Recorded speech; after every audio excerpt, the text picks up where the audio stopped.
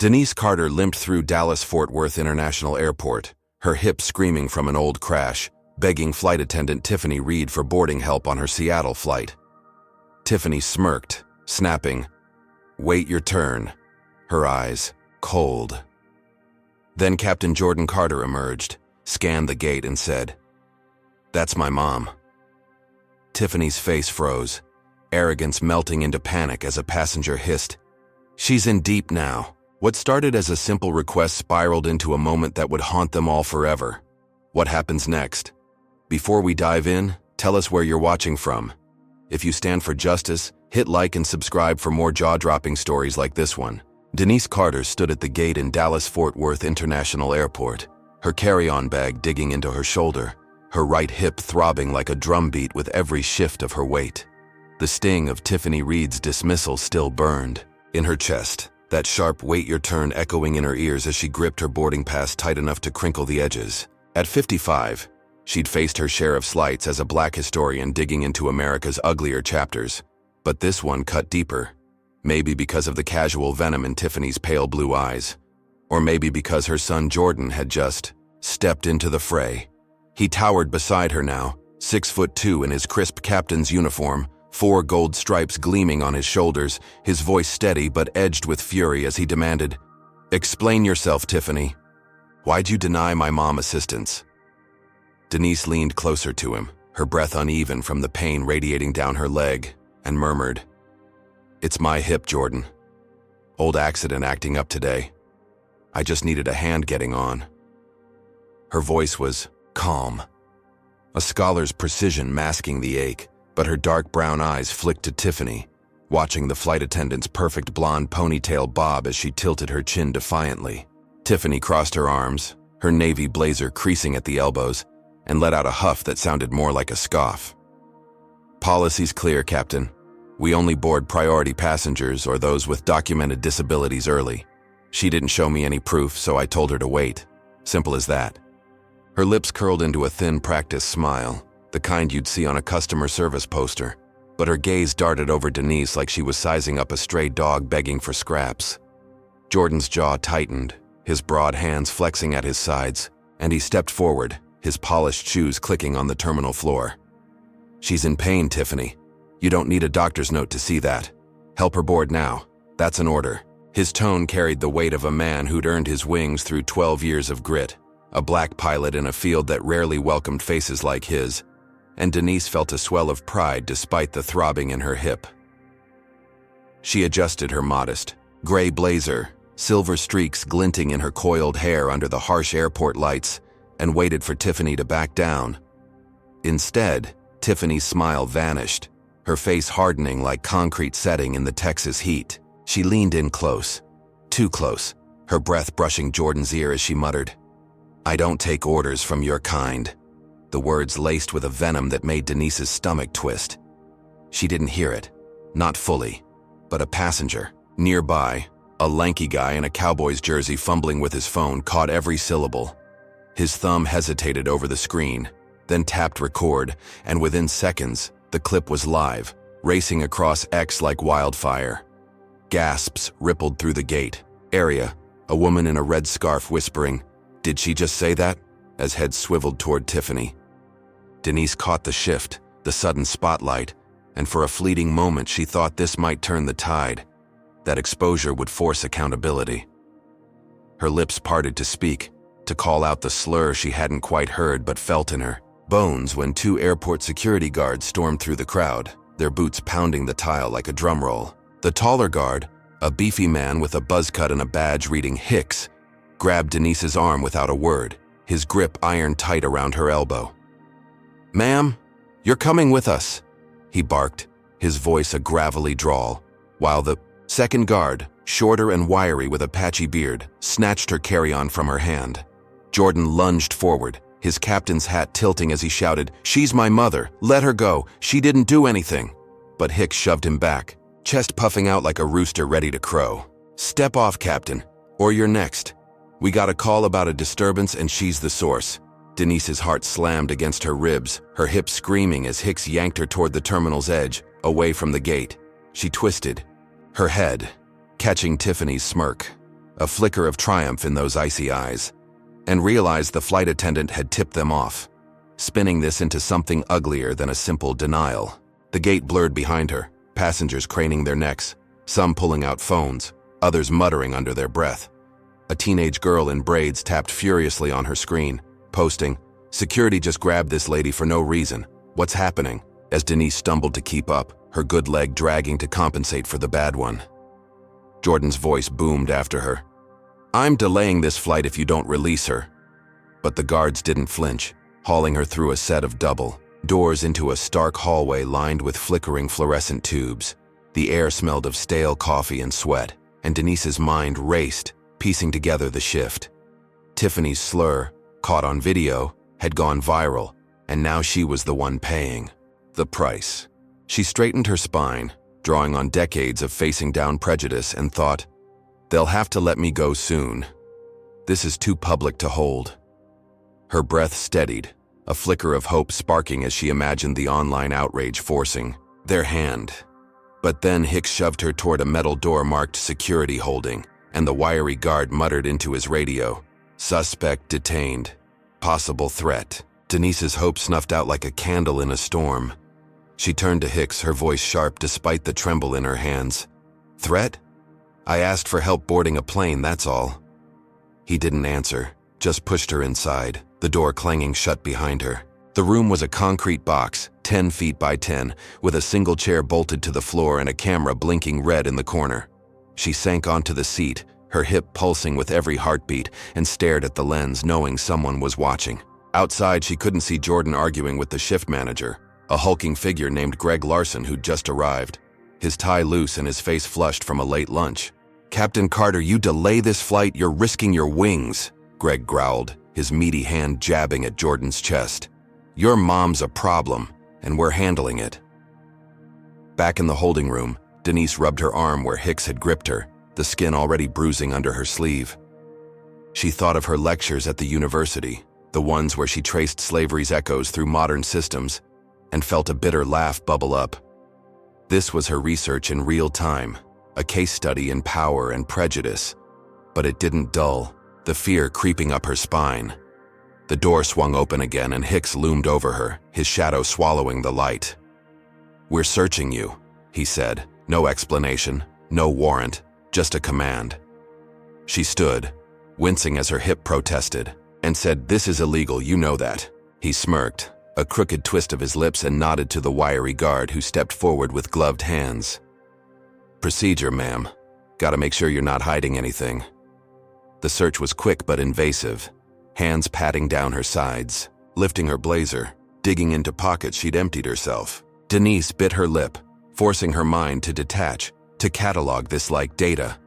The guard's grunt as he found nothing, the way Hicks watched with narrowed eyes, the humiliation of it all. When they finished, Hicks tossed her carry-on onto the chair, unzipped and rifled through, and said, "You're free to go, for now."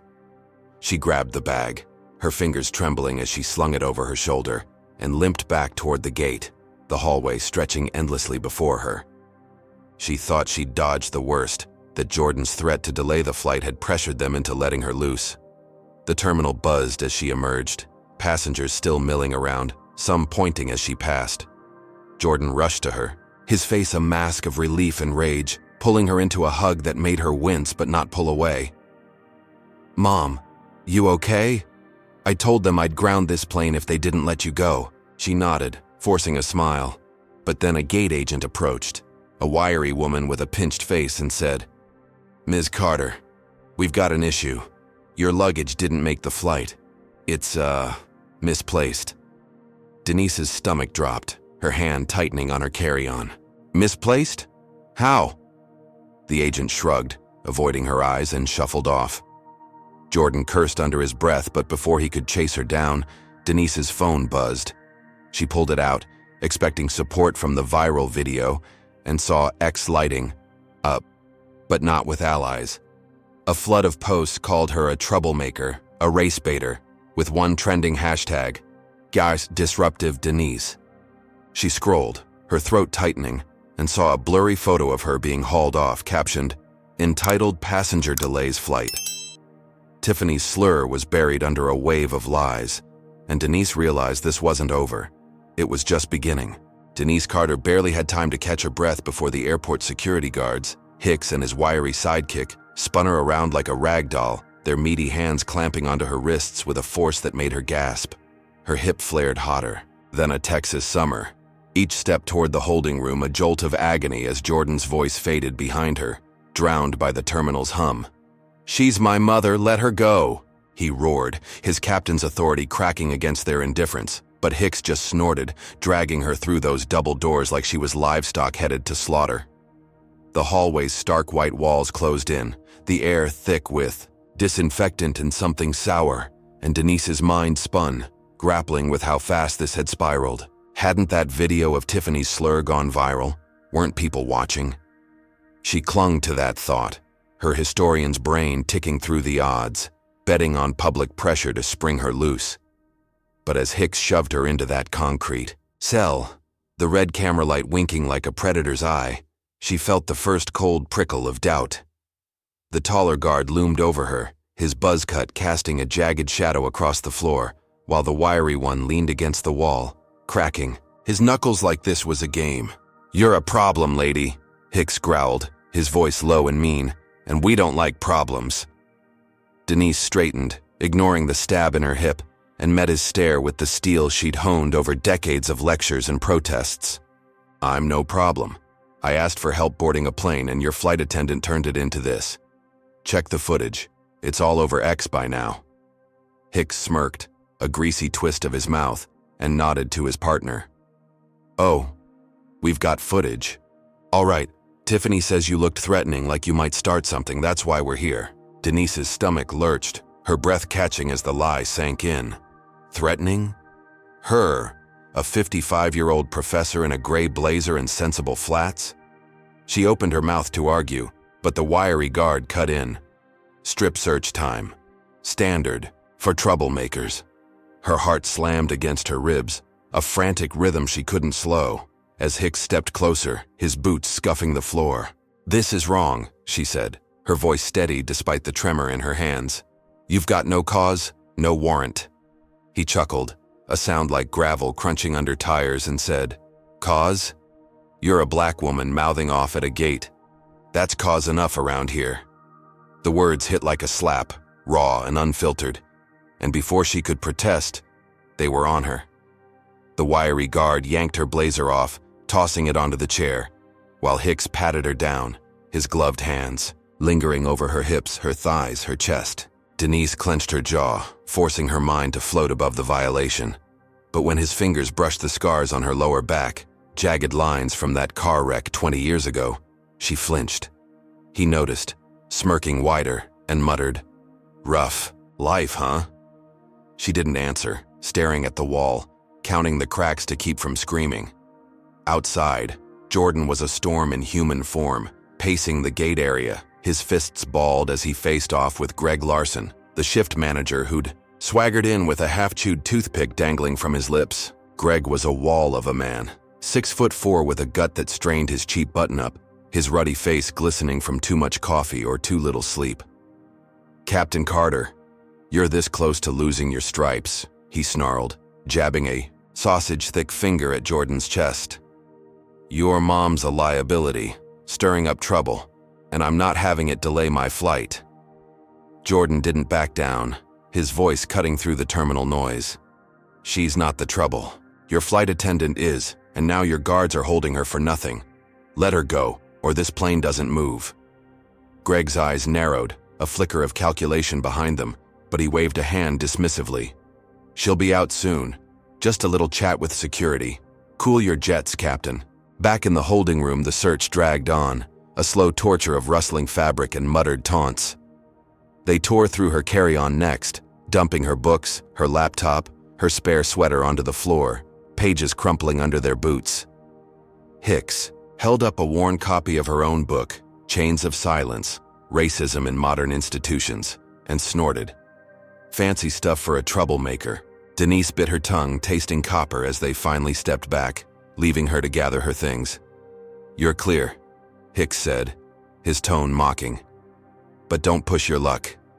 She zipped her bag, her hands shaking, and limped out, each step a battle against the pain and the humiliation still burning in her gut. The hallway stretched longer than before, the fluorescent buzz drilling into her skull, but she told herself it was over. They'd let her go. The video was out. There, Jordan was waiting. She'd board that plane and leave this nightmare behind. The gate area hit her like a wave when she emerged. The crowd thicker now, a sea of faces staring, pointing, whispering. Jordan rushed over, his arms wrapping around her in a hug that smelled of jet fuel and worry. "Mom, thank God. You okay? I told them I'd ground this flight if they didn't release you." She nodded, her throat tight, and managed. "I'm fine, just bruised. Let's get on that plane." But as they turned toward the jet bridge, a ripple of unease cut through. Her relief. The gate agent from before, the pinched-face woman, scurried up, her clipboard clutched like a shield. "Ms. Carter, slight problem. Your checked bag, the one with your clothes and notes, it's lost. We're not sure where it went." Denise's jaw dropped, her mind racing. "Lost? It was right there at check-in." The agent shrugged, her eyes sliding away, and vanished into the throng before Jordan could grab her. Denise fished her phone from her pocket, her fingers clumsy with exhaustion, and opened X to see the video's reach. It had exploded, all right. Over 50,000 views in an hour, but the tide had turned. Beneath the clip of Tiffany's slur, a flood of comments painted a different picture. "Typical entitled passenger," one read. "Delaying flights for attention," said another. A grainy photo of her being dragged off trended with "Talker disruptive Denise," and a post with 2,000 likes claimed, "She threatened the crew. Got what she deserved." Her breath hitched, a sharp pain unrelated to her hip, as she scrolled through the lies. Someone had flipped the script, buried Tiffany's racism under a smear campaign, and Denise knew who. She glanced at Jordan, his face darkening as he peeked over her shoulder and whispered, "They're not done with us, are they?" He shook his head, his voice grim. "Not by a long shot.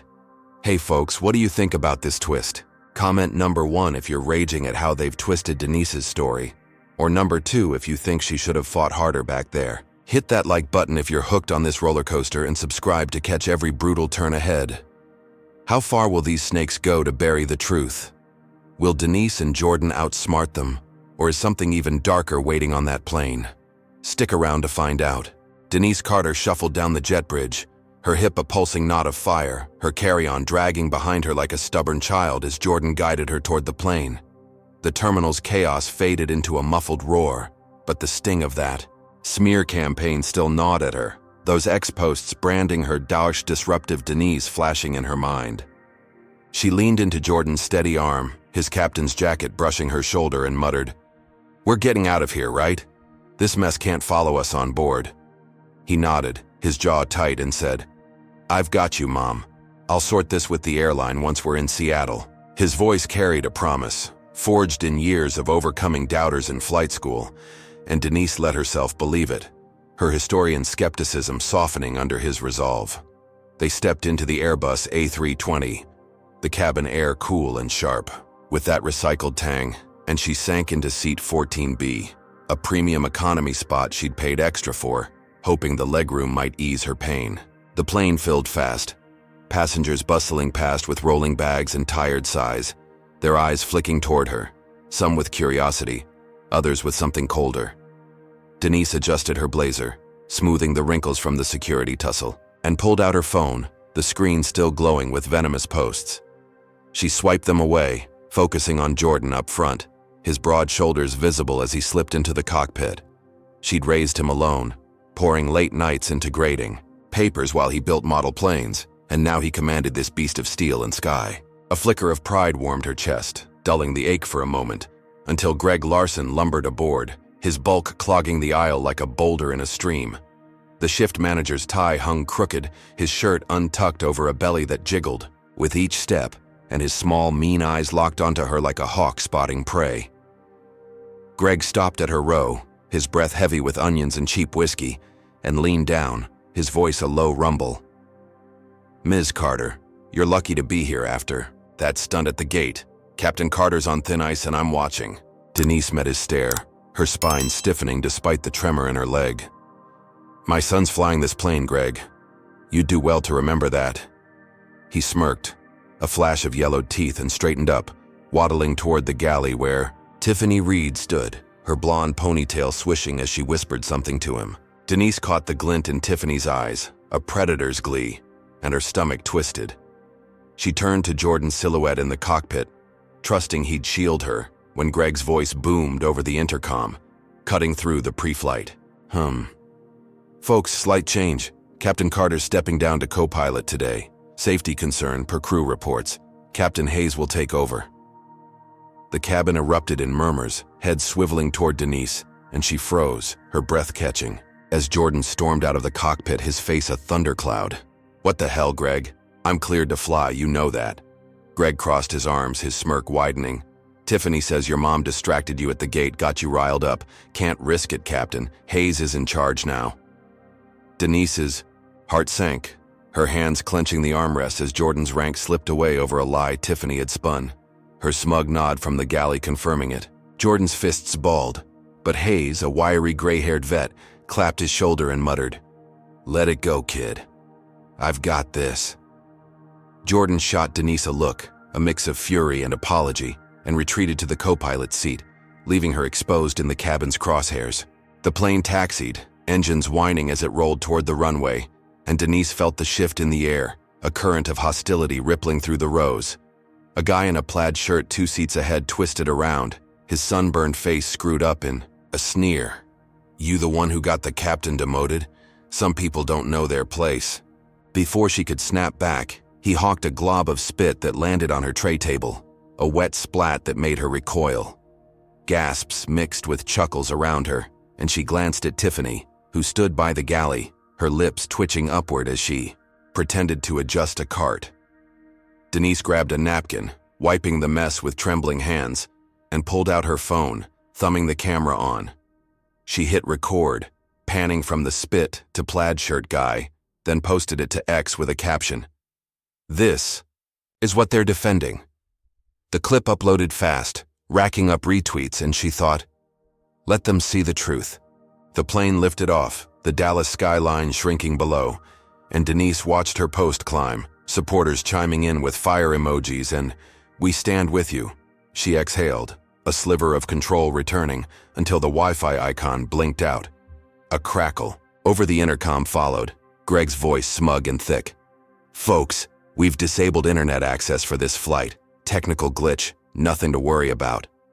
Her screen froze, the post stuck mid-refresh, and she realized Greg had cut her lifeline, trapping her voice 38,000 feet up. Passengers grumbled, but the guy in plaid clapped, muttering, "Good riddance." Denise's pulse raced, her eyes darting to Tiffany, who now strolled the aisle, her heels clicking like a metronome of doom. She stopped at Denise's row, leaning in with a fake pout. "Need anything, ma'am?" "Shame about that Wi-Fi, huh?" Denise bit back a retort, her mind racing. She'd exposed the spit, gained traction, but Greg and Tiffany had countered hard, silencing her mid-flight. She glanced out the window, the clouds a gray smear against the glass, and tried to steady her breathing. Jordan was up there, demoted but safe, and she clung to that, whispering to herself, "We'll fight this on the ground." The plane leveled off, the seatbelt sign dinging off, and she leaned back, her hip throbbing in time with her heartbeat. She thought she'd hit the bottom, that this was the worst they could throw, when a woman in a floral dress slipped past Tiffany, her eyes avoiding Denise's as she pressed a folded note into her hand. Denise unfolded it, her fingers stiff, and read the scrawled words, "They're planning worse. Watch your back." The woman darted away, vanishing into the bathroom, and Denise's throat closed up. The cabin suddenly too small, too loud, too alive with unseen threats. She tucked the note into her pocket, her gaze flicking between Tiffany's fake smile and Greg's hulking shadow near the galley. What did worse mean? Hadn't they already stripped her dignity, her son's rank, her voice? She scanned the passengers, searching for allies, but found only averted eyes or hostile glares. A kid in a hoodie stared at his tablet, oblivious, while an older man in a suit coughed into his sleeve, indifferent. The plane droned on, cutting through the sky toward Boise, and Denise gripped her armrests, her nails digging into the fabric. She'd fought bigger battles, traced slavery's scars through dusty archives, faced down tenure boards who sneered at her work. She could handle this, she told herself, but the note's warning gnawed at her, a splinter under her skin. Jordan's demotion was a gut punch, the spit a public shaming, but something bigger loomed, something she couldn't see yet. The fasten seatbelt sign flickered back on, a faint turbulence jostling the cabin, and she braced herself, knowing whatever came next would hit harder than anything before. Denise Carter sat rigid in seat 14B, the crumpled note from the woman in the floral dress burning a hole in her pocket as the Airbus A320 sliced through the sky above Idaho. The cabin lights dimmed, casting long shadows across the rows, and the recycled air tasted stale, heavy with the weight of that warning. They're planning worse. Her hip ached, a dull roar beneath her skin, but it was nothing compared to the dread coiling in her gut.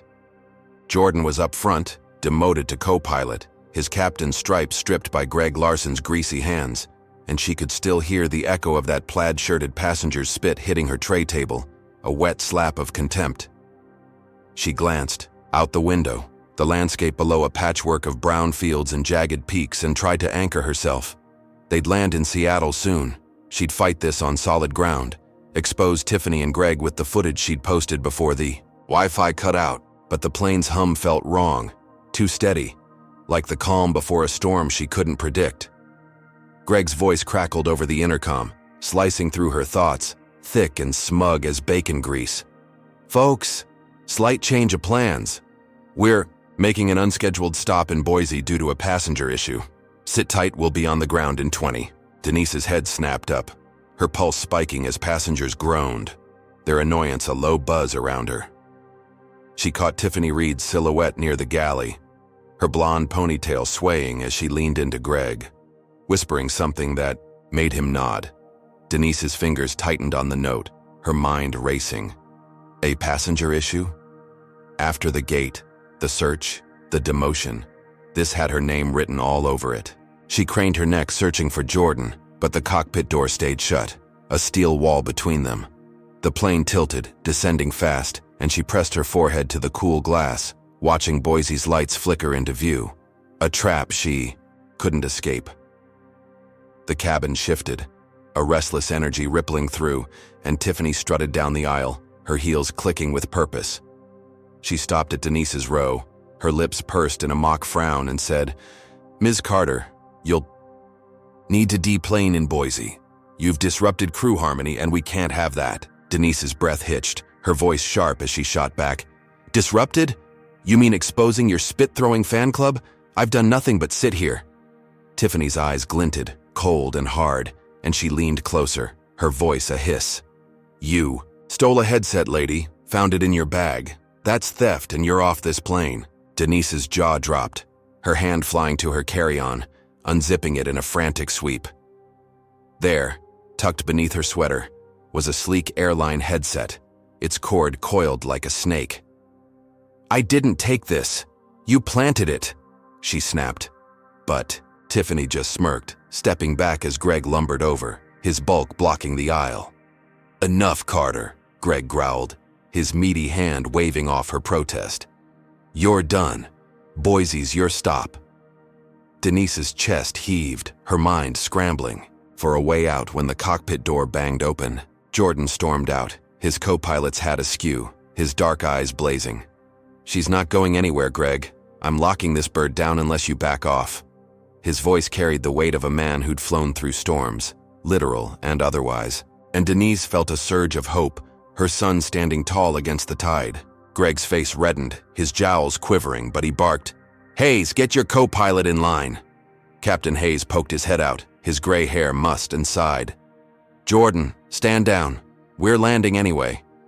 Jordan hesitated, his fists clenching, then slammed the cockpit door shut, the lock clicking with a finality that echoed in Denise's ears. The plane hit turbulence, a sharp jolt that sent trays rattling, and the cabin erupted.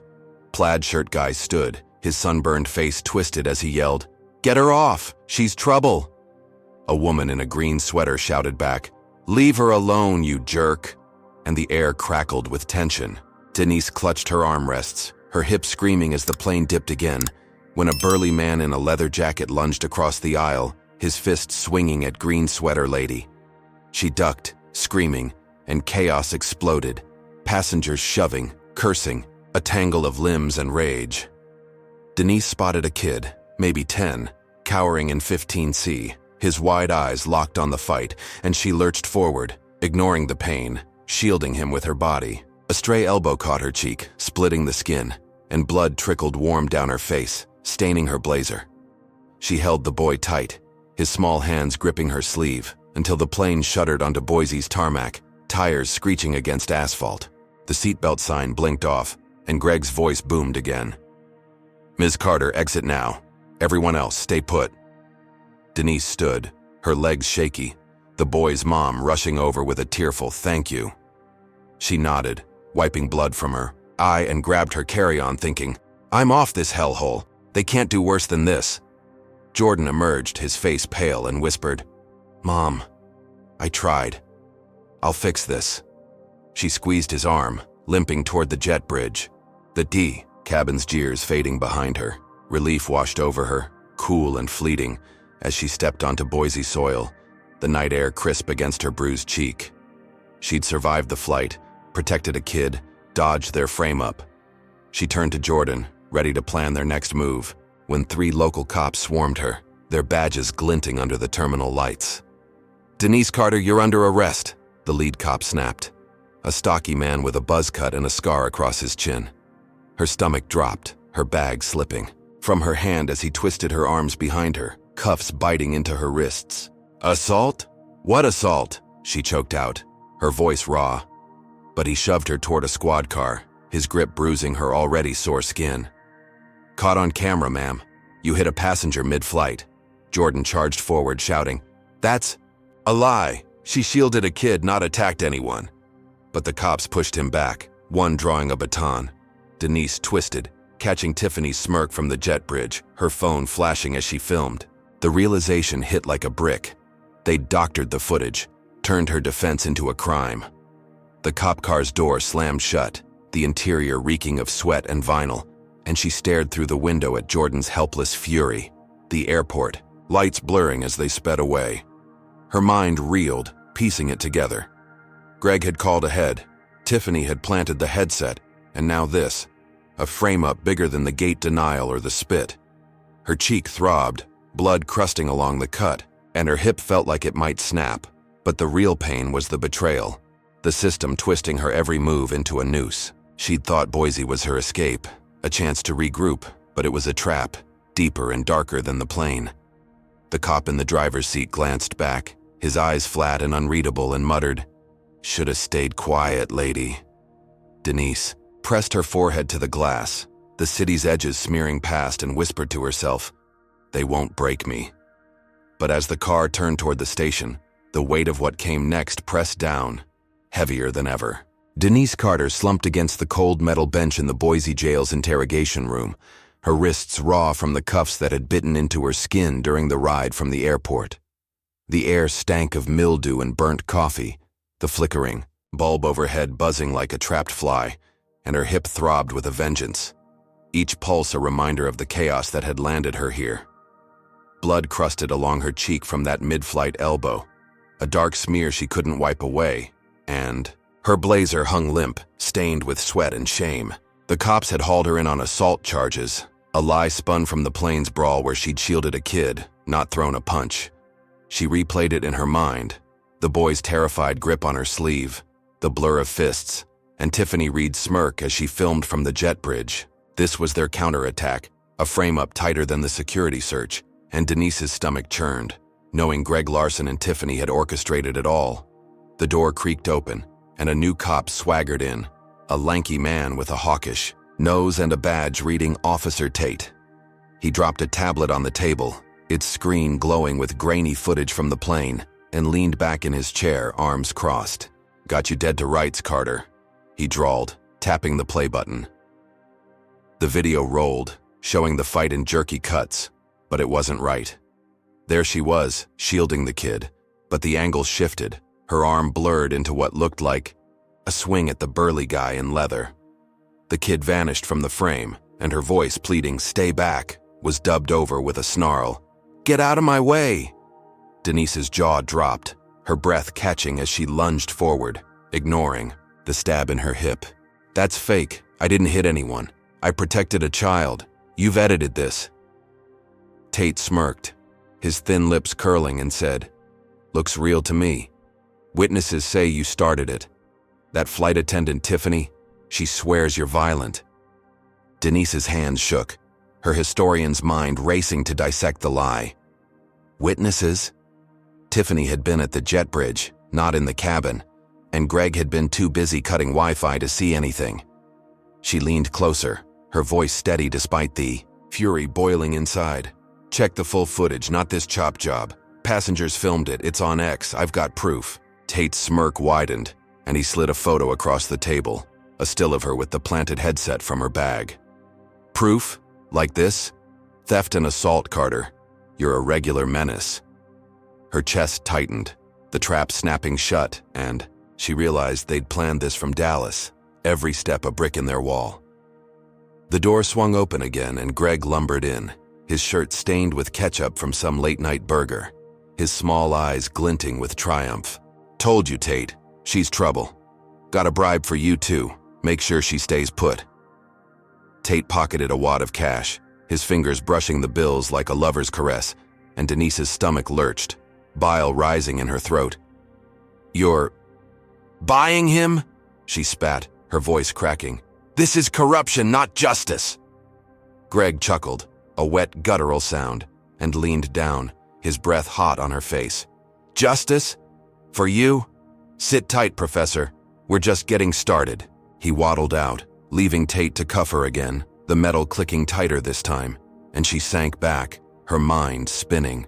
She'd faced racism before, subtle jabs in faculty lounges, but this was a machine, grinding her down with every gear. The interrogation stretched on, Tate peppering her with questions she refused to answer, her silence a shield against their lies. Hours bled into each other, the clock on the wall ticking past midnight, until Jordan burst in, his co-pilots, jacket wrinkled, his eyes wild with relief and rage. "Mom, I've got the bail," he said, tossing a stack of bills on the table, his voice trembling with the strain of the last few hours. Tate uncuffed her, grumbling, and Denise stood, her legs wobbly, her hips screaming as she leaned into Jordan's arm. "They faked it all," she whispered, her throat raw. "The video, the charges, everything." He nodded, guiding her out, the station's fluorescent glare fading into Boise's chilly night. "I know. We'll fight this." She clung to that, her son's strength a lifeline, until her phone buzzed as they reached his rental car. It was an email from her university, the subject line stark. "Suspension pending investigation." Her heart sank, her finger hovering over the screen as she read the dean's words. "Due to public disgrace from your arrest, you're suspended. Effective immediately." Jordan cursed, slamming the car door, but Denise just stared, the weight of it crushing her. She opened X, her hands trembling, and posted the truth. "Arrested on fake charges, footage doctored, university suspending me. This is racial targeting." The clip from the plane, the real one she'd saved before the Wi-Fi cut, went up too, and within minutes, it trended. Hashtags like "Tatu Justice for Denise" climbing fast. Supporters flooded in, retweets hitting 10,000, and she felt a spark of victory, her voice breaking through their gag. "We've got them now," she told Jordan, her breath fogging in the cold. He nodded, starting the engine, but her phone buzzed again, this time a text from an unknown number. "Nice try. Check your hotel." They raced to her Seattle hotel, a cheap spot she'd booked for the layover, and found chaos. A brick lay shattered on the carpet, glass from the broken window glinting under the lamp, and a note taped to it read, "Leave or die." Denise's knees buckled, Jordan catching her as she stared at the threat, her victory snuffed out by a new, sharper terror. She'd thought the arrest was their worst, that exposing the frame-up would turn the tide, but this was bigger, a claw, reaching beyond Boise. Jordan pulled her to the car, his voice tight. "We're getting a safe house. They're not stopping." Denise nodded, her cheek stinging as she touched the dried blood, her historian's mind cataloging this too. The brick, the note, the escalation. She'd won a battle, trending nationwide, but Greg and Tiffany had allies, shadows pulling strings she couldn't see. The hotel clerk gaped as they left, his "what happened?" unanswered in their rush. The safe house was a dingy apartment on Seattle's outskirts, its peeling wallpaper and musty couch a far cry from her university office, but it was shelter. Denise sank onto the cushions, her hip a furnace of pain, and whispered, "They've taken everything, Jordan." He knelt beside her, his hand warm on hers. "Not everything, Mom. We've got each other." But as the night deepened, the brick's message echoed, a promise of worse to come. Hey, what's your take on this gut punch twist? Comment number 1 if you're furious at Greg and Tiffany's dirty tricks, or number 2 if you think Denise should have stayed off X and laid low. Smash that like button if you're reeling from this frame-up, and subscribe to see how deep this rabbit hole goes. Can you believe they'd stoop to bricks and death threats? Will Denise's trending post save her, or has she just painted a bigger target on her back? Stay tuned to find out what these monsters unleash next. Denise Carter hunched on the sagging couch in the Seattle safe house, her hip a relentless blaze of pain as she clutched a lukewarm mug of tea Jordan had brewed from a stale packet. The apartment's thin walls let in every creak of the night, the distant hum of traffic a faint lifeline to the world beyond this hideout. Her cheek still bore the crusted blood from the plane brawl, her blazer now a crumpled heap on the floor, and the brick's threat, "Leave or die," looped in her mind like a broken record. Jordan paced the tiny kitchen, his co-pilot's jacket slung over a chair, his broad shoulders tense as he muttered, "We're safe here, Mom. No one knows this place." She nodded, wanting to believe him. But the doxed address, the shattered hotel window, and that note gnawed at her, a historian's instinct telling her the storm wasn't over.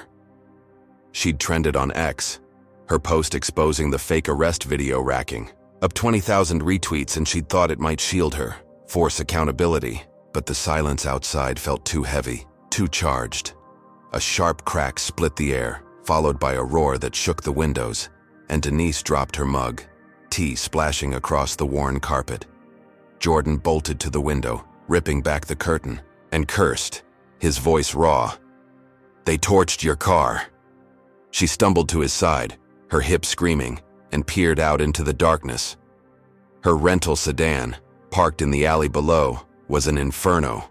Flames licking the night sky, black smoke curling, thick and acrid. Shadows moved beyond the firelight, a dozen figures in hoodies and masks, their chants rising like a war cry. "Carter, Carter, get her out!"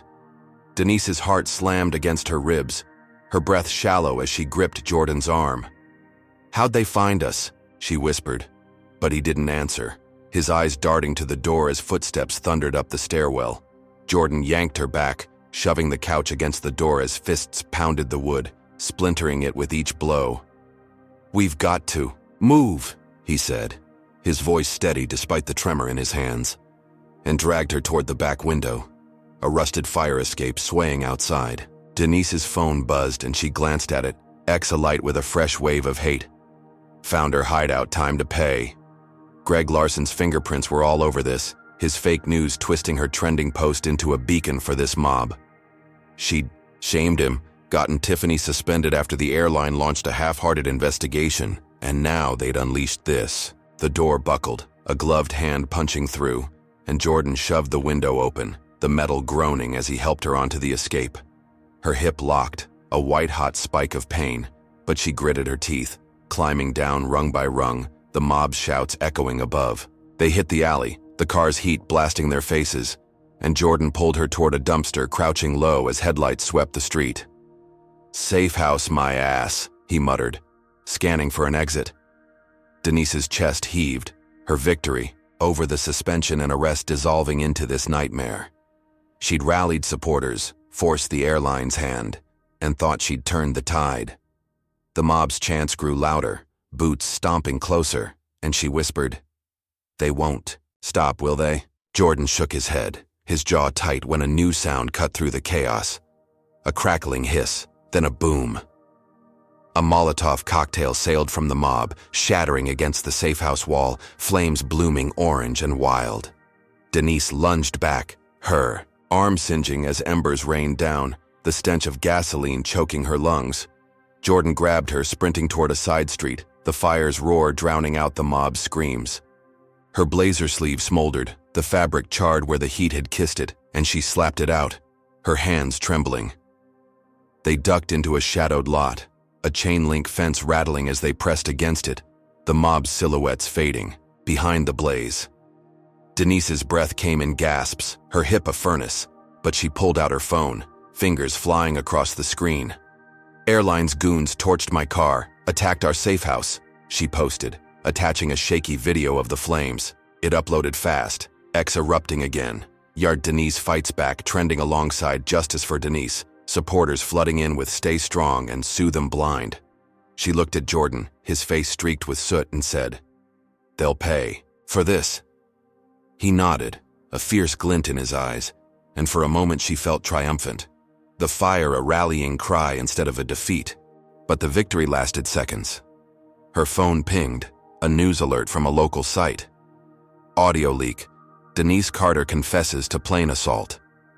She tapped it, dread pooling in her gut, and heard a distorted voice, unmistakably hers, saying, "I started it. I hit him first." It was fake, spliced from her plane plea. But the mob didn't care, their chants shifting to "confessed." "Get her!" Jordan snatched the phone, his voice low. "Greg did this. He's not done."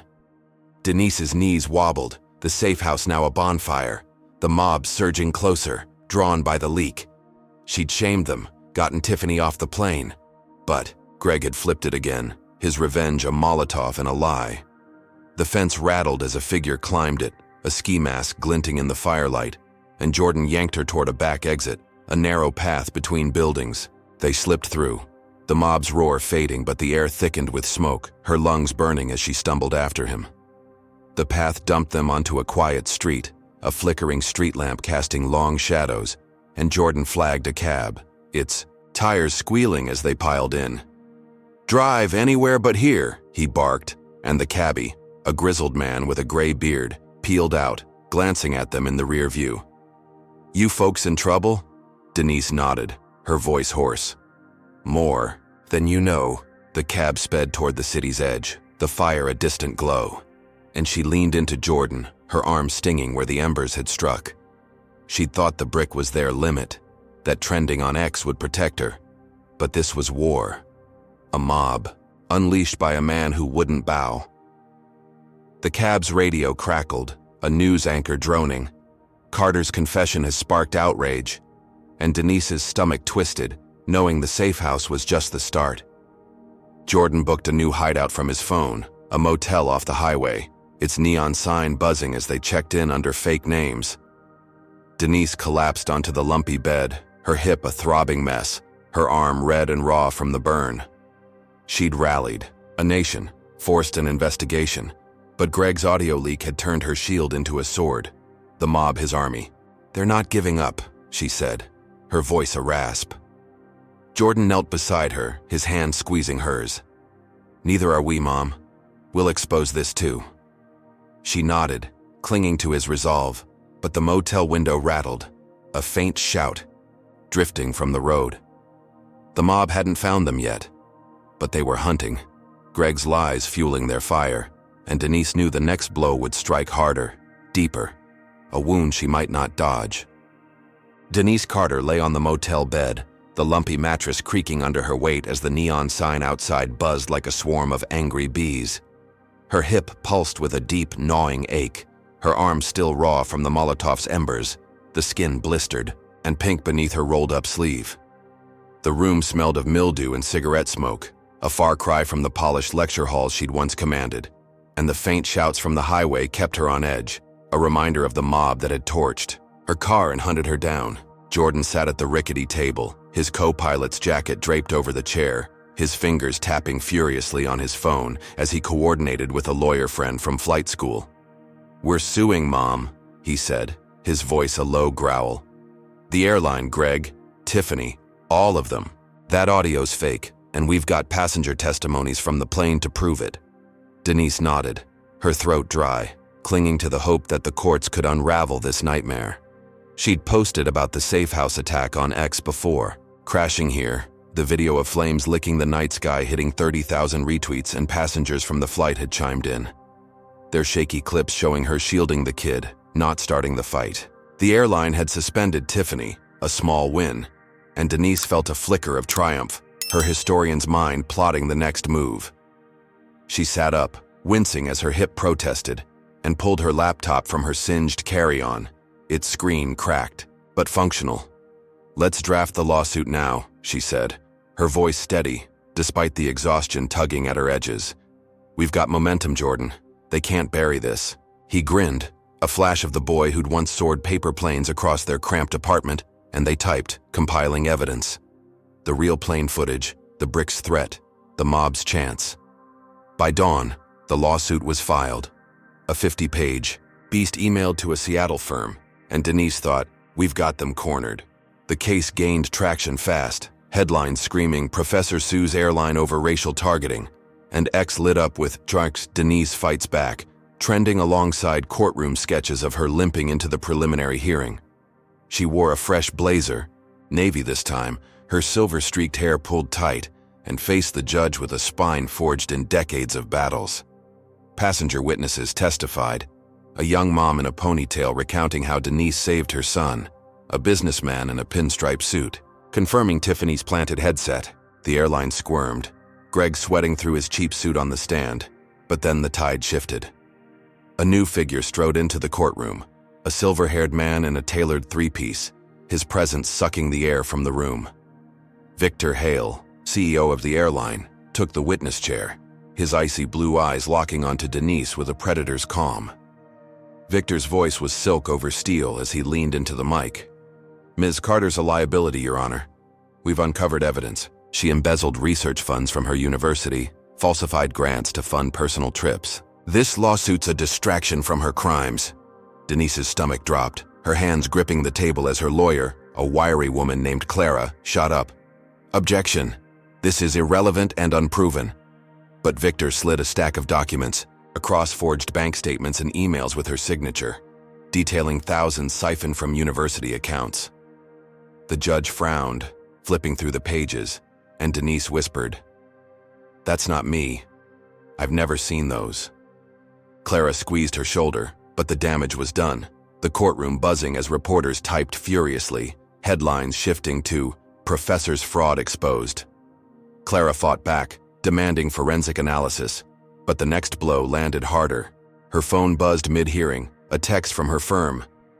"We're dropping you. Hale's threatening our partners." Denise's breath caught, her lawyer's face paling as she muttered, "I'm sorry, Denise. I can't risk it." Clara bolted, leaving her alone at the table, the judge's gavel a hammer on her hope. Victor smirked from the stand, his silver hair glinting under the lights, and Denise realized this was no petty retaliation from Greg or Tiffany.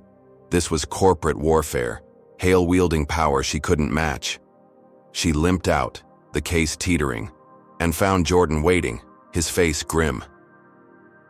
"They're burying us," she said, her voice a rasp, but he shook his head. "I'm testifying in D.C. tomorrow, Mom. Senate Committee on Airline Safety. I'll blow this open." Jordan flew out that night, a red-eye to the Capitol, and Denise holed up in a new motel, her hip a constant scream as she watched his plane climb on a tracking app. She'd thought the lawsuit was their lifeline, that Victor's frame-up would crack under scrutiny when her phone lit up with a news alert. Emergency landing in Nevada, co-pilot Jordan Carter's flight down.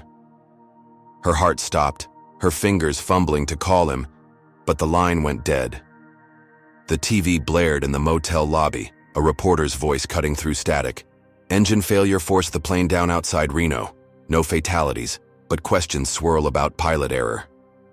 Denise staggered to the screen, her vision blurring, as footage showed Jordan climbing from the wreckage, his jacket torn, his face smeared with ash. He was alive, thank God.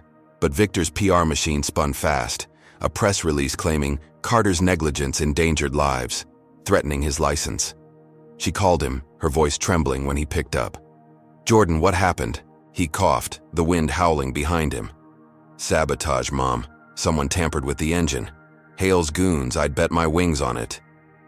Denise's knees buckled, the motel's stained carpet rushing up as she sank down. The lawsuit had rattled them.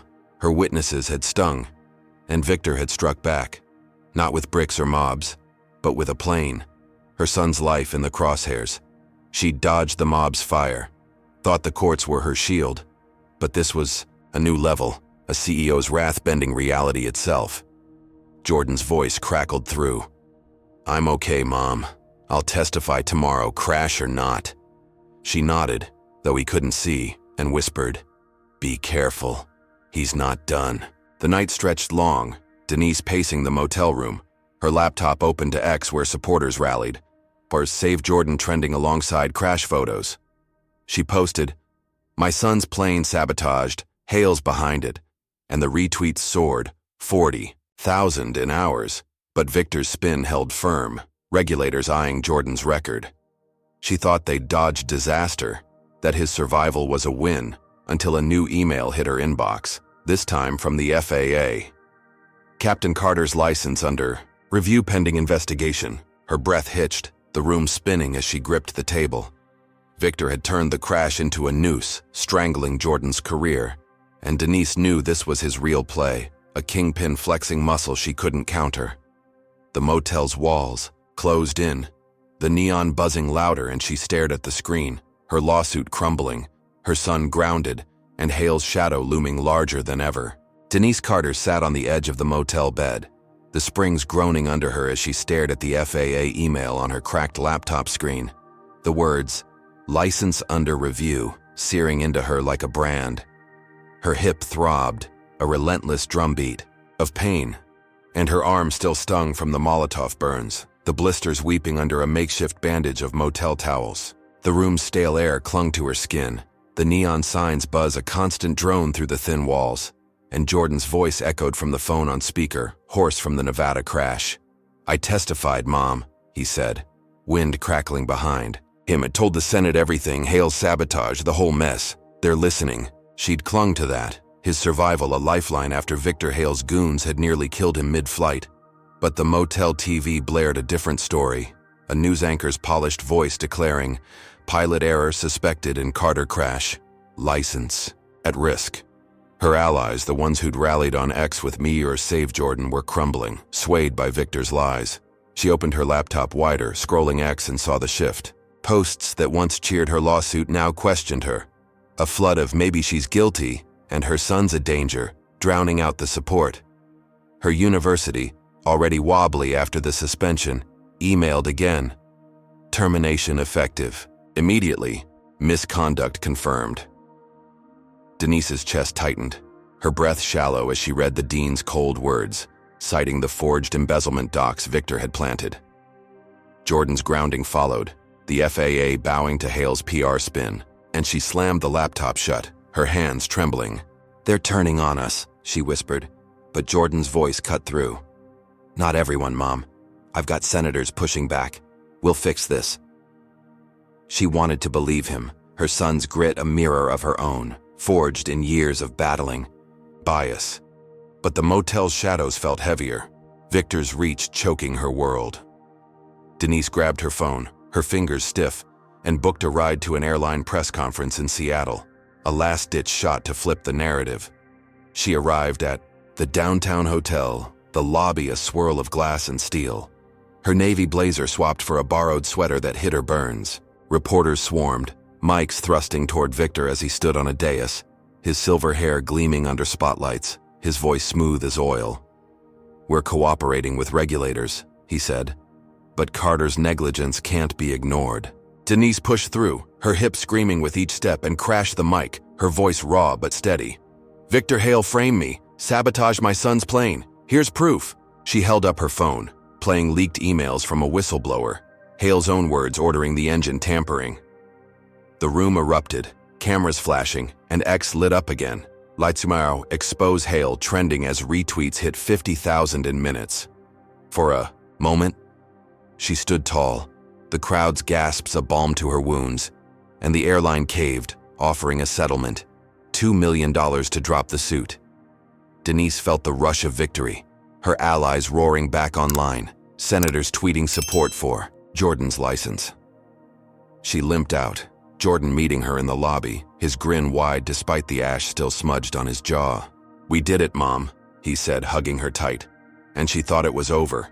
The mob's fire, the crash, Hale's lies all crumbling under her counterattack.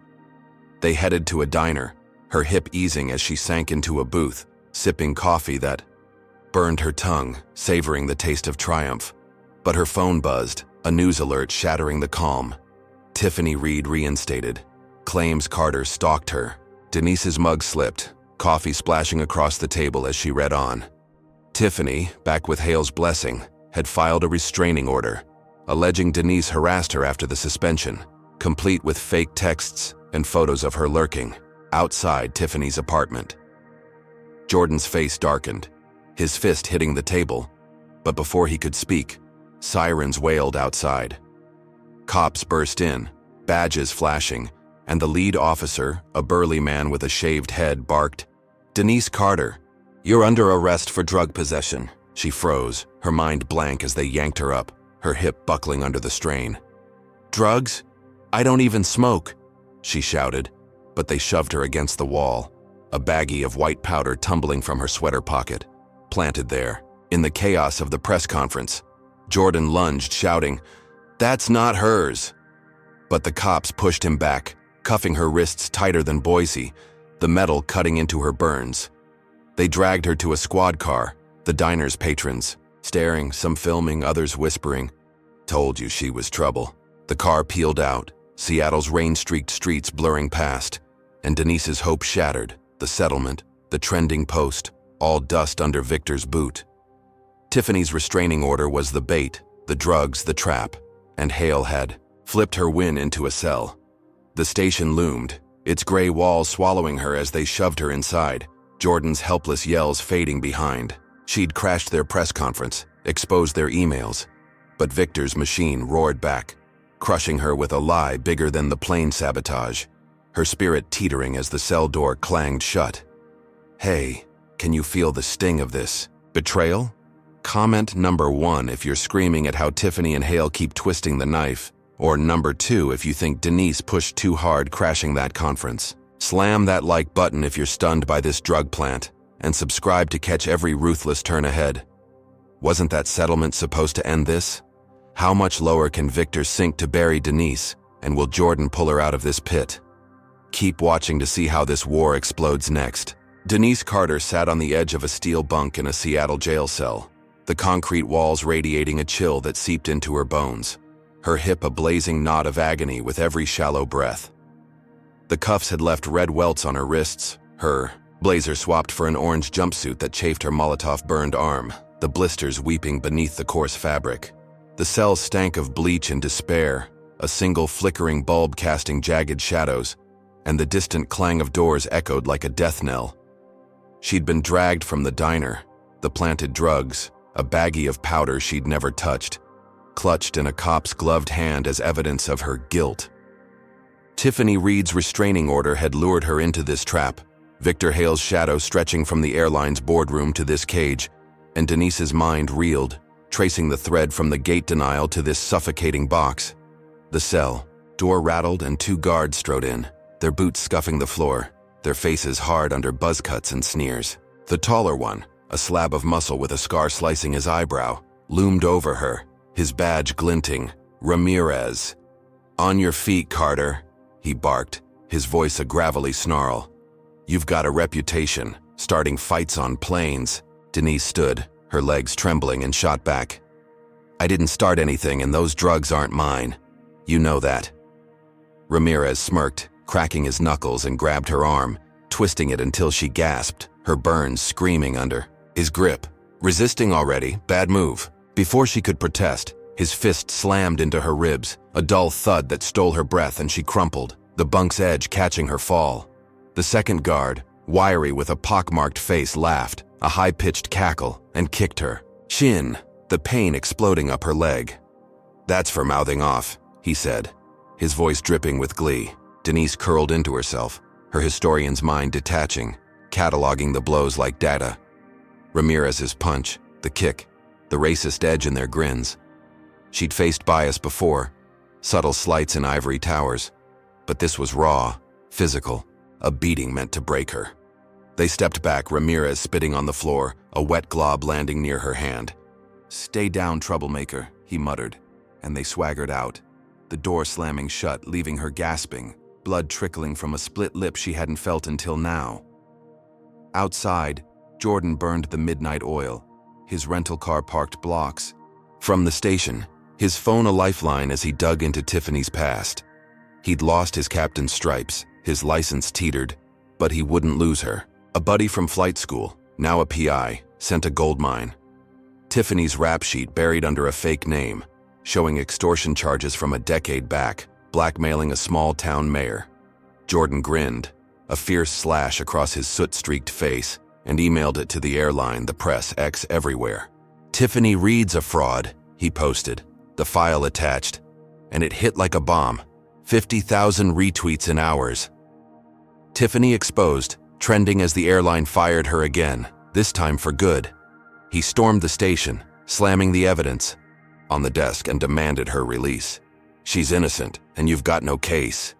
The guards dragged Denise out at dawn, her ribs a cage of fire, her lips swollen, and uncuffed her with a grunt. "You're free, Carter." "For now," Ramirez said, his smirk gone, replaced by a scowl as Jordan rushed in, his arms wrapping around her. She winced, the hug pressing her bruises, but clung to him, her voice a rasp. "You did it, Jordan." He nodded, guiding her to the car, the morning rain washing the blood from her face. "Tiffany's toast, Mom." X blew it open. She sank into the passenger seat, relief flooding her, the beating a price for this win. They'd crushed Tiffany, cleared her name on the drugs, and she thought, "We're back in the fight." The car rolled toward a new motel, her spirit lifting, when a crack split the air, a bullet whizzing past her window, grazing her shoulder with a hot sting. Denise ducked, blood seeping through her jumpsuit, her scream swallowed by Jordan's shout as he floored the gas. The parking lot blurred, tires squealing on wet asphalt, and she pressed her hand to the wound, shallow but sharp, her pulse hammering.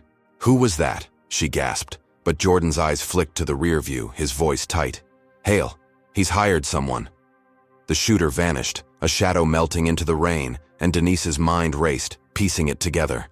She'd won, gotten Tiffany fired, walked free. But Victor wouldn't let it stand. This was his hitman, a step beyond mobs and planes, a gun aimed at her heart. They screeched into the motel lot, Jordan yanking her inside, the clerk gaping as they bolted past. She collapsed on the bed, her shoulder oozing, her ribs throbbing, and stared at the ceiling, paranoia creeping in. Jordan patched her up, his hand steady with a first aid kit from the car, but his face was pale, his voice low. "He's not random, Mom. Victor's playing for keeps." Denise nodded, the historian in her tracing the escalation. Gate denial, mob fire, plane crash, now bullets.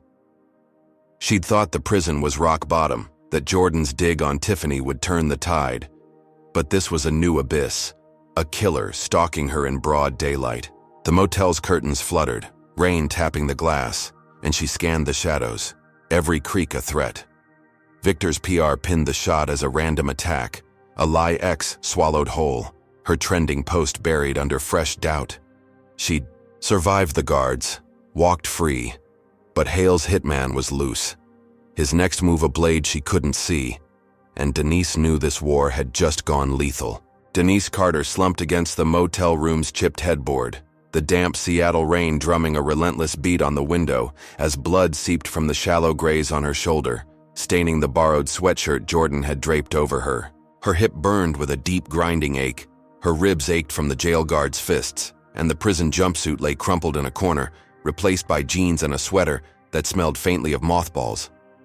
The hitman's bullet had missed her, heart by inches, a warning shot from Victor Hale's unseen claw, and the motel's flickering lamp cast jagged shadows across the walls, turning every creak into a threat. Jordan knelt beside her, his hands steady as he pressed a gauze pad to her wound, his co-pilot's jacket slung over the chair, its torn sleeve a relic of the Nevada crash. "We're ending this, Mom," he said, his voice a low rumble of resolve. Hale's gone too far. Denise nodded, her swollen lips stinging as she spoke, her historian's mind churning through the chaos.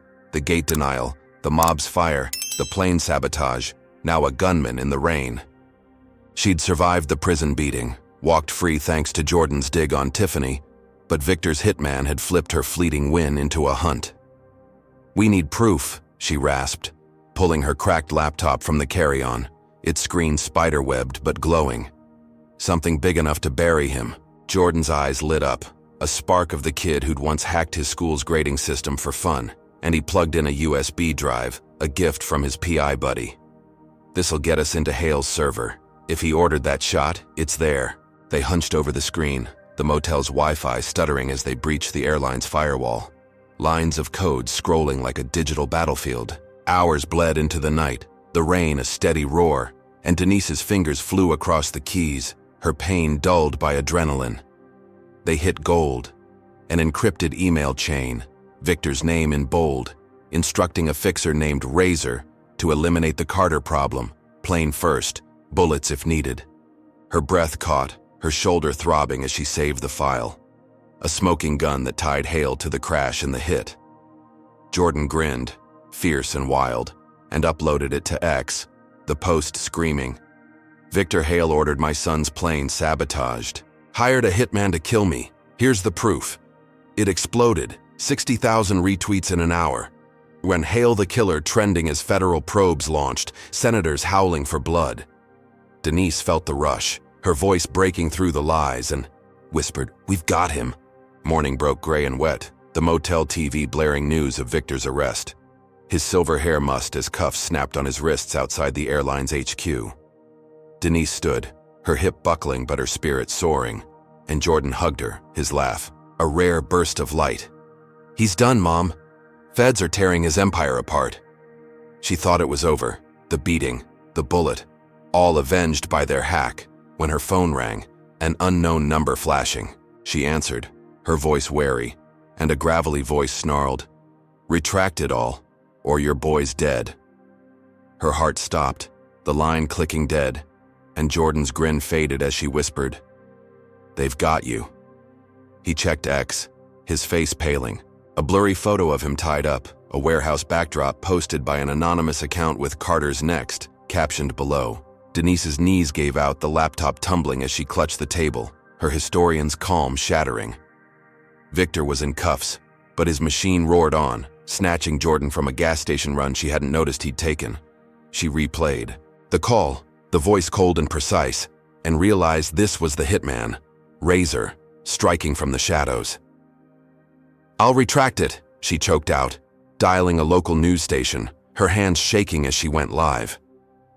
"The emails were fake I made. It up, leave my son alone." The anchor blinked, stunned, and X erupted, her supporters reeling. Wang's Denise lied trending as the feds paused their probe. She'd saved Jordan, she thought, her voice a lifeline, when a text hit. "Warehouse on Pier 17 now." She grabbed Jordan's keys, her hips screaming as she limped to the car, the rain soaking her through as she sped to the waterfront. The warehouse loomed, a rusted hulk of steel and salt, and she burst in, finding Jordan bound to a chair, his face bruised, his eyes wide with relief. Razor stood beside him, a lean man in a black coat, his pistol glinting under a bare bulb. "Smart move, retracting," he said, his voice the same gravel from the call. "Hale's free now, thanks to you." Denise froze, her stomach lurching, as she realized the twist. Her lie had sprung Victor from jail, his lawyer spinning it as false evidence. Razor cut Jordan loose, shoving him toward her, and she hugged him tight, her shoulder bleeding anew.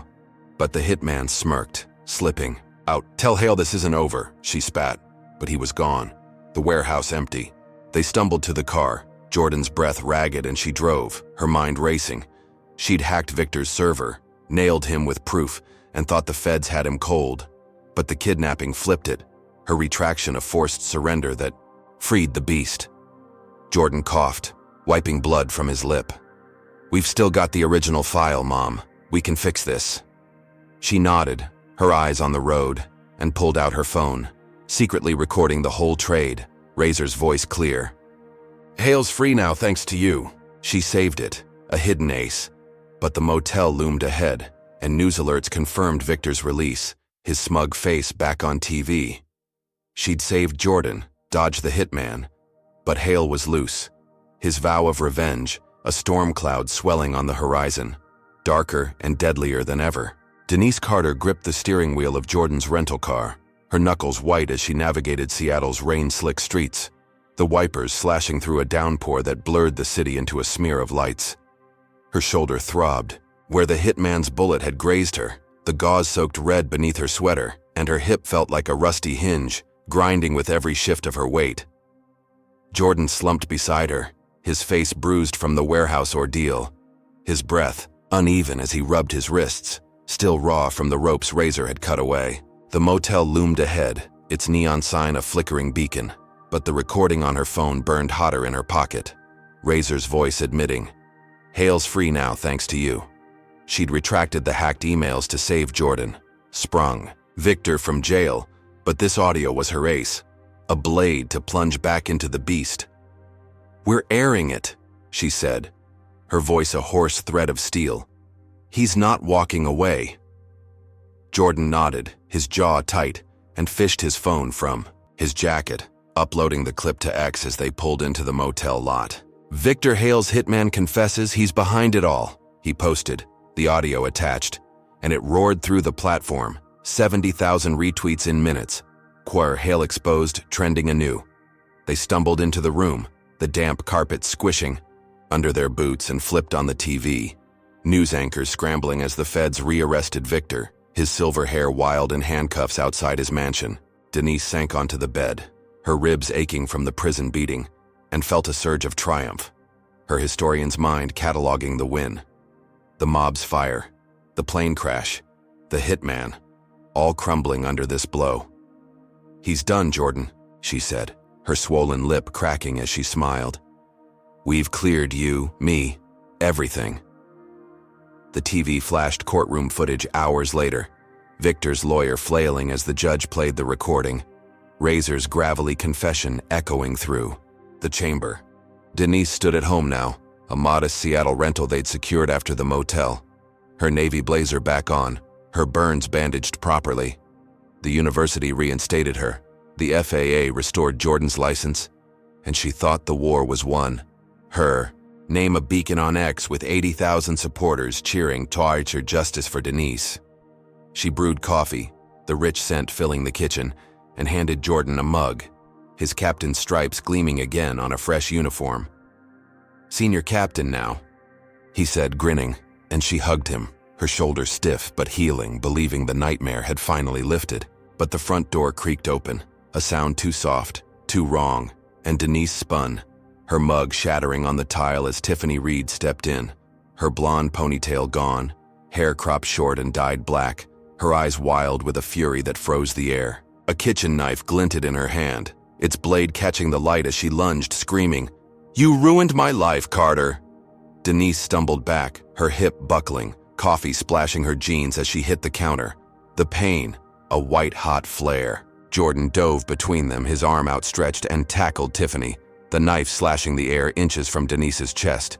They crashed to the floor, a tangle of limbs and rage, the blade skittering across the tile as he pinned her wrists, his voice a roar. "Drop it, Tiffany, it's over." Denise grabbed her phone, dialing 911 with shaking fingers, her breath ragged as she shouted, "Intruder with a knife, hurry!" Tiffany thrashed, her screams a banshee wail of, "Hale promised me everything, you took it all." Jordan held her down, his knee pressing her back, sweat beading on his brow as sirens wailed closer. Denise's heart pounded, her historian's calm shattered by the blade's gleam. The realization that Victor's firing of Tiffany had snapped her, turned her into this unhinged avenger. The cops burst in, a swarm of blue uniforms, and cuffed Tiffany, her black hair wild as she spat. "You'll pay, Carter, you'll see." They dragged her out, the knife bagged as evidence, and Denise sank against the wall, her legs jelly, her victory snatched by this ambush. Jordan helped her to the couch, his hands trembling as he checked her for cuts, finding only coffee burns on her shin. "She's gone, Mom. We're safe," he said, but the cops lingered, their radios crackling with a call that made her blood run cold. The lead officer, a stocky woman with a buzz cut, turned to her, her voice flat. "Ms. Carter, you're under arrest for instigating this. Hale's lawyer says you provoked her and we've got orders." Denise's jaw dropped, her ribs a cage of fire as they cuffed her, the metal cold against her welts. "Provoked? She broke in with a knife," she shouted, but they shoved her toward the squad car, Jordan's yells echoing. "This is Hale's last play, let her go." The door slammed, the rain soaking her as they drove, the station's gray bulk swallowing her again. She sat in a new cell, smaller, danker, the walls slick with mold, her mind spinning. She'd aired the recording, nailed Victor, cleared their names, but Tiffany's attack flipped it, Hale's bribe bending the law one last time. Her shoulder oozed, her hip locked, and her spirit teetered, the cuffs a weight she couldn't shake. Jordan fought outside, she knew, his voice a lifeline she couldn't hear, but the villains seemed invincible, their claws sinking deeper with every wind she clawed back. The guard outside smirked, a shadow through the bars, and Denise pressed, her forehead to the steel, whispering, "Not yet, Hale. Not yet." The cell's chill seeped in, her coffee-soaked jeans clinging to her legs, and she braced for the next blow, knowing this wasn't the end. Not with Victor's machine still grinding. Denise Carter slumped against the mold-slick wall of the Seattle jail cell, the damp air clawing at her lungs as her hip roared with a pain that felt like shards of glass grinding beneath her skin. The orange jumpsuit hung loose on her frame, soaked with rain and coffee from Tiffany Reed's ambush, its coarse fabric chafing the still weeping burns on her arm. Her shoulder bled through the gauze, a slow seep from the hitman's graze, and her ribs ached from the prison guards earlier. Blows, each breath a shallow stab. The cell's single bulb buzzed overhead, casting a sickly yellow glow across the concrete, and the guard's smirk lingered beyond the bars, a silent taunt as she replayed the chaos. Tiffany's knife, Jordan's tackle, the cop's cuffs snapping, on her wrists over Victor Hale's last bribe. She'd aired the hitman's recording, nailed Victor back into cuffs, cleared their names, but this arrest twisted it all. Hale's machine bending justice into a noose. The door clanged open, and Jordan burst in, his captain's uniform wrinkled, his face a storm of fury and relief as he waved a court order. "They're letting you go, Mom," he said, his voice raw. The recording held up, Tiffany confessed under pressure. "Hale's done." 2 officers followed, their expressions sour as they uncuffed her, the metal scraping her welts raw. She stood, her legs wobbly, and leaned into Jordan's arm, the historian in her cataloging the win. Victor's rearrest, Tiffany's breakdown on the stand, admitting Hale's orders to attack. The judge had played her audio, Razor's gravelly, "Hale's free now," echoing through the courtroom, and the feds sealed it. Victor locked in a federal pen this time, no bail. Denise limped out, the station's fluorescent glare fading into the gray drizzle outside, and Jordan grinned, his stripes gleaming anew. "Senior Captain, Mom. And you're back at the university. We're clear." They drove to their Seattle rental, a squat brick house on a quiet street, the rain easing as dusk painted the sky in bruised purple hues. Denise sank into the couch, her hip easing slightly on the cushions, and Jordan brewed tea. The kettle's whistle a soft comfort after weeks of sirens and screams. Her phone buzzed with X notifications. 90,000 followers cheering Dr. Denise vindicated. The university's reinstatement letter pinned to her profile. The FAA's license restoration for Jordan trending alongside. She sipped the tea, its warmth seeping into her battered body, and smiled, a cracked but real curve of her lips. "We did it, Jordan," she said, her voice steady for the first time in months. "Hale's gone. Tiffany's gone. We're whole." He sat beside her, his hand warm on hers, and nodded, the weight of the war lifting, their victory a hard-won dawn. The night settled, the house quiet save for the tick of a clock, and Denise changed into fresh clothes, a soft sweater and slacks, the jumpsuit tossed in the trash. She'd thought the knife was Hale's last gasp, that her arrest was his final twist, but the courts had flipped it, her recording a sledgehammer to his empire. Jordan crashed on the guest bed, his snores a faint rumble through the wall, and she locked the doors, her historian's caution lingering despite the win. She stepped outside, the air crisp with salt from the nearby sound, and breathed deep, the stars peeking through the clouds, a promise of peace. The rental's porch light flickered, casting a warm glow, and she turned to head back in, her shoulders stiff but manageable, when a roar erupted, a wall of heat slamming her back. Flames exploded from the house, windows shattering in a cascade of glass as fire swallowed the brick walls, a deafening blast that threw her to the lawn, her ears ringing. She scrambled up, her hip locking, her burns searing anew as she screamed. "Jordan!" Smoke choked the air, thick and black, and she lunged toward the blaze, her sweater catching embers, when a figure emerged from the shadows, a lean man in a hoodie, his face obscured. He grabbed her arm, his grip iron, and whispered, "This isn't over, Carter." His voice a low hiss that cut through the crackling inferno. She twisted, her historian's mind flashing to Victor, but his eyes glinted, a shade too familiar, and he said, "I'm his son. You took my father. Now I take everything."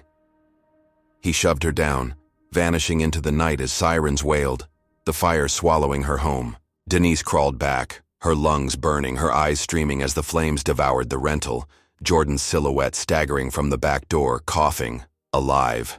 She reached him, pulling him to the grass, his uniform singed, his face streaked with ash. "Mom, what the hell?" he gasped, and she clutched him, her voice a sob. "Victor's son. He's coming for us."